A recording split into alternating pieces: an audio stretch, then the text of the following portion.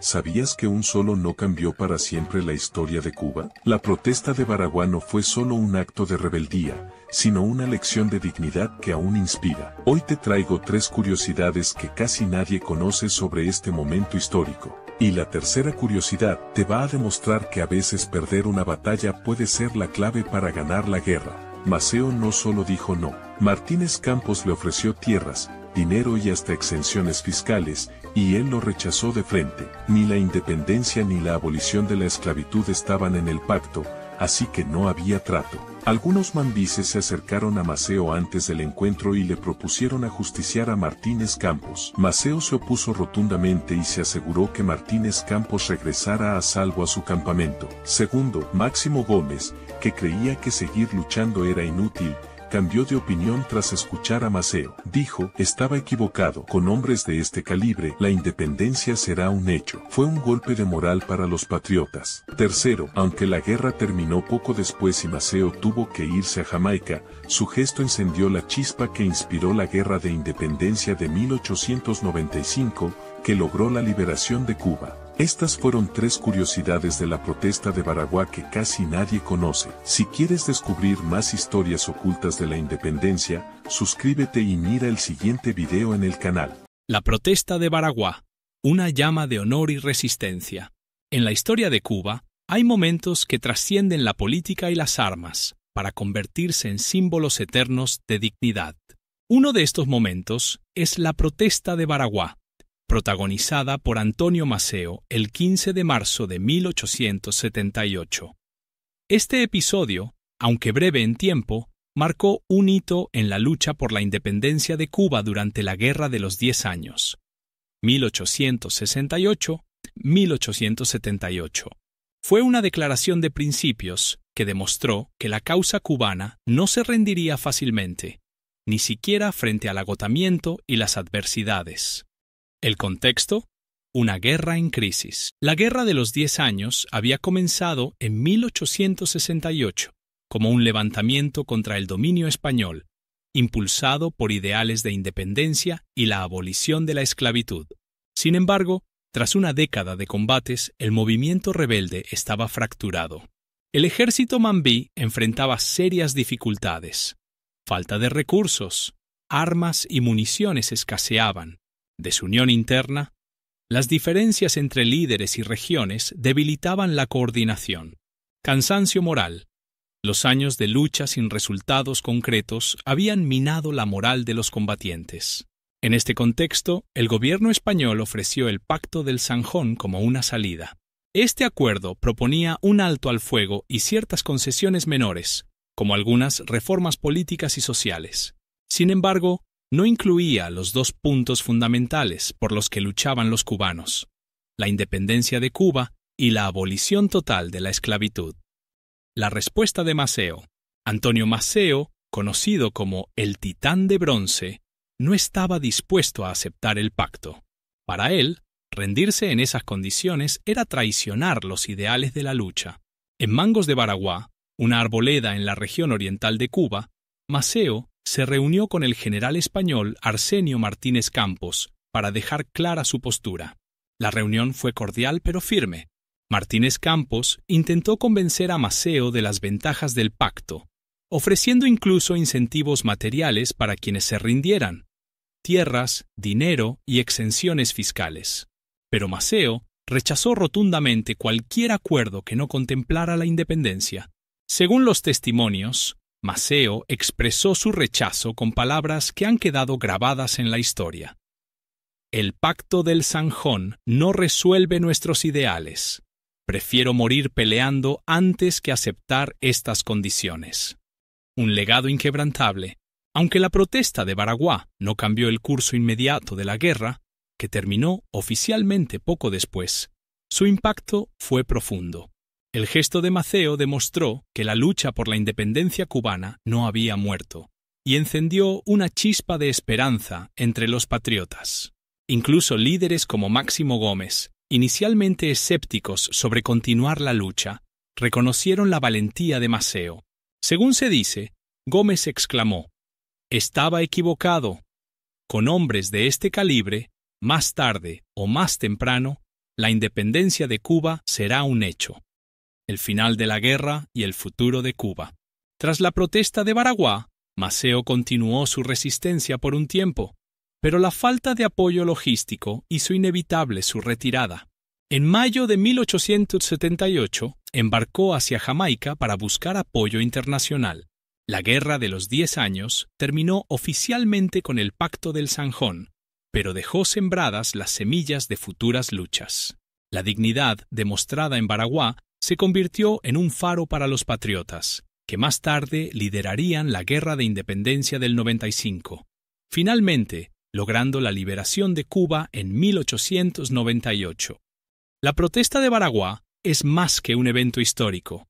Es un recordatorio del valor, la dignidad y la convicción de quienes luchan por un ideal. Antonio Maceo, con su negativa firme y su postura inquebrantable, demostró que hay momentos en los que el honor vale más que la vida misma. Hoy, Baraguá sigue siendo un símbolo de resistencia y un llamado a nunca rendirse frente a la injusticia. Antonio Maceo, conocido como el Titán de Bronce, fue uno de los líderes más emblemáticos de la Guerra de Independencia de Cuba. Su valentía, estrategia militar y liderazgo lo convirtieron en un símbolo de resistencia y en un objetivo constante para sus enemigos. Hoy exploraremos los intentos más impactantes por acabar con su vida, intentos que reflejan tanto su importancia como la desesperación de sus adversarios. Intento de envenenamiento en Costa Rica. El primer caso que nos llama la atención ocurrió en 1894, mientras Maceo vivía en el exilio en Costa Rica. Aquí, las autoridades españolas conspiraron para envenenarlo durante una reunión social. Un informante, simpatizante de la causa cubana, logró advertir a Maceo a tiempo. Gracias a esta valiosa información, el general evitó el evento y con ello, un destino fatal. Este intento no solo muestra hasta dónde llegaron las autoridades coloniales, sino también la red de apoyo y lealtad que rodeaba al Titán de Bronce. Emboscada en Mangos de Mejías durante la Guerra de Independencia, los intentos de asesinato tomaron formas más directas. Un ejemplo dramático fue la emboscada en Mangos de Mejías, en 1896. Los españoles concentraron tropas en un esfuerzo por capturarlo o matarlo, pero Maceo, con su aguda estrategia militar, logró eludir la trampa. Sin embargo, esta operación preludió el trágico final del líder cubano. El 7 de diciembre de 1896, en otra batalla, Maceo fue gravemente herido por un disparo, marcando el fin de su vida en combate. Aunque su muerte no fue resultado directo de la emboscada, esta muestra la intensidad de los esfuerzos por eliminarlo. Sobornos y traiciones, pero no solo intentaron asesinarlo físicamente. Las autoridades coloniales también intentaron corromper a los cercanos a Maceo. Grandes sumas de dinero fueron ofrecidas a sus oficiales y soldados a cambio de traición. Sin embargo, estos intentos fracasaron rotundamente. La lealtad hacia Maceo era inquebrantable, consolidando su posición como un líder respetado y admirado por sus hombres. Ataque sorpresa. La guerra también estuvo marcada por constantes ataques sorpresa. Los colonizadores usaron espías para intentar predecir los movimientos de Maceo y emboscarlo, pero su habilidad estratégica y su instinto militar lo convirtieron en un rival formidable. Una y otra vez, Maceo esquivó los peligros que habrían acabado con cualquiera menos experimentado. Reflexión y legado. La vida de Antonio Maceo fue una lucha constante contra la opresión, marcada por intentos incansables de sus enemigos para silenciarlo. Sin embargo, su muerte en combate en 1896 no detuvo el movimiento independentista. Por el contrario, su sacrificio lo convirtió en un mártir, un símbolo de la lucha por la libertad y un ejemplo de resistencia para generaciones futuras. Antonio Maceo no solo fue un guerrero, sino un faro de esperanza para Cuba. Su legado continúa vivo, recordándonos que la justicia y la libertad siempre valen la pena, sin importar los riesgos. Si te ha inspirado esta historia, no olvides suscribirte, darle like y compartir este video. Mantengamos vivo el legado de aquellos que lucharon por la libertad. Vicente García, el León de las Tunas. Cuando vio que no podía defender su ciudad de la invasión española, dio una orden impensable: prenderle fuego. Incendió las tunas para que no cayera en manos enemigas. Perdió su casa, su calle, su historia, pero ganó respeto. Vicente García fue llamado loco por algunos, héroe por otros. Lo cierto es que no conocía la palabra rendirse. Flor Crombet, el revolucionario borrado, viajó con Martí, preparó la guerra. cayó en combate antes de llegar a la isla, pero su nombre casi no se menciona. Flor Crombet fue estratega, valiente y comprometido, pero no pertenecía a la élite criolla, no tenía aliados poderosos, y murió sin gloria. Hoy, pocos lo recuerdan, pero fue una pieza clave en la última guerra. Hoy hablaremos de uno de los padres fundadores de Cuba, Carlos Manuel de Céspedes, el hombre que encendió la chispa de la independencia. Céspedes, nacido en Bayamo en 1819, era un hacendado y abogado que creía firmemente en la libertad de su país. El 10 de octubre de 1868, decidió liberar a sus esclavos y los llamó a unirse a la lucha por la independencia, iniciando así la Guerra de los 10 años. Conocido como el padre de la patria, Céspedes demostró que estaba dispuesto a sacrificarlo todo por la libertad. A pesar de las dificultades, lideró la causa independentista con valentía. Incluso perdió a su propio hijo en manos de las fuerzas coloniales, prefiriendo no ceder ante el chantaje de los españoles. Céspedes fue un líder que inspiró a miles de cubanos a unirse a la causa. Su legado no solo se refleja en la historia de Cuba, sino también en los corazones de aquellos que creen en la libertad y la justicia. Carlos Manuel de Céspedes nos enseñó que la lucha por la libertad siempre exige sacrificios. Su legado vive en la historia de Cuba como un ejemplo de coraje y determinación. 5 generales cubanos olvidados.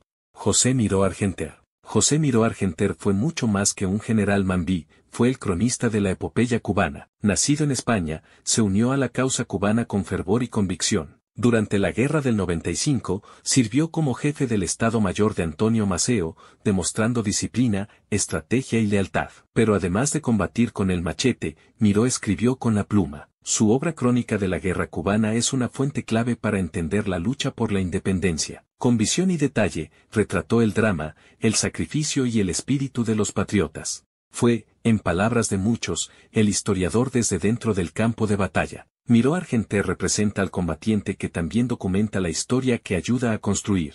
José María Rodríguez.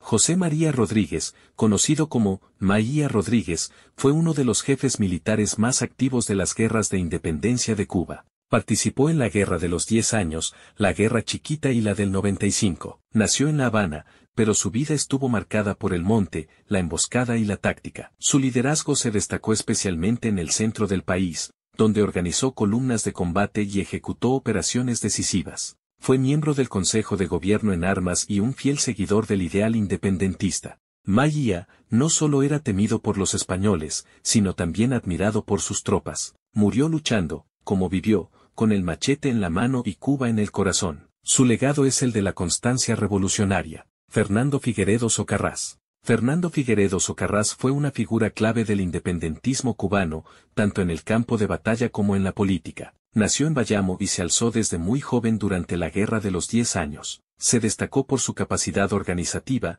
su valor y su claridad política. Durante la República en Armas fue ministro de Relaciones Exteriores y trabajó incansablemente por la unidad de los patriotas. Pero su papel no terminó ahí. Tras el fin de la guerra, fue el primer cubano en ocupar un cargo político importante en Estados Unidos. Comisionado en Florida, donde también luchó por la causa cubana en el exilio. Su vida es ejemplo de lucha integral, el mambí, el diplomático, el patriota incansable. Julio Grave de Peralta. Julio Grave de Peralta fue un patriota bayamés que entregó su vida por la independencia de Cuba. Participó en la Guerra de los 10 años desde sus inicios y llegó a ser general por méritos propios. Hombre de gran formación y disciplina, Peralta dirigió operaciones militares complejas en Oriente y se convirtió en uno de los hombres de confianza de Céspedes. Fue capturado por los españoles en 1871 y murió prisionero en la cabaña, negándose a claudicar. Su vida representa la entereza moral del mambí, el que prefiere la muerte antes que la traición. Hoy, su nombre honra plazas, escuelas y generaciones de cubanos que reconocen en él el sacrificio sin condiciones por la libertad. Luis de Feria Garayalde. Luis de Feria Garayalde fue un combatiente destacado en la Guerra de los 10 años y una figura valiosa en el proceso organizativo del Ejército Libertador. Natural de Holguín, se unió desde temprano al alzamiento de 1868. Ascendió por méritos de guerra hasta alcanzar el grado de general, participando en importantes combates en la región oriental. Fue conocido por su capacidad de liderazgo, su espíritu disciplinado y su compromiso firme con la causa. Aunque menos mencionado que otros jefes, su papel fue esencial en mantener la cohesión de las fuerzas mambisas. Su legado es el de los héroes silenciosos, los que sostienen la lucha sin buscar la gloria, pero dejando huella.